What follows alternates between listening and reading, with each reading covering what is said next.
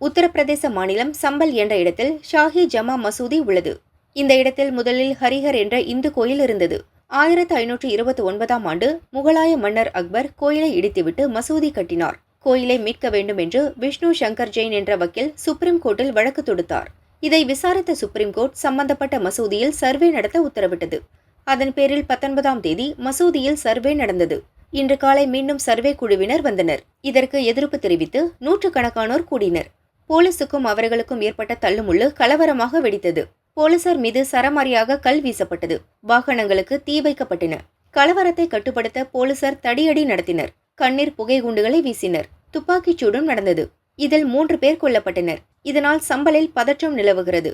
இதற்கிடையே கலவரத்துக்கு காரணம் பாஜ சதி என்று சமாஜ்வாடி கட்சித் தலைவர் அகிலேஷ் யாதவ் குற்றம் சாட்டி உள்ளார். அவர் கூறியது, யோகி அரசு திட்டமிட்டு வன்முறையை நடத்துகிறது.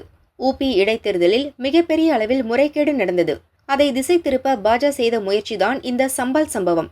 மசூதியை ஏற்கனவே ஆய்வு செய்து விட்டார்கள். பின்னர் எதற்காக 2வது ஆய்வு நடந்தது?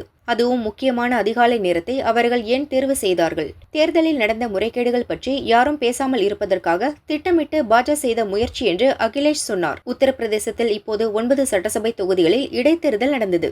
இதில் ஆளும் பாஜ கூட்டணி 7 இடங்களை அள்ளியது. இந்த தேர்தலில் பல முறைகேடு நடந்து இருப்பதாக அகிலேஷ் குற்றம் சாட்டி வருகிறார்.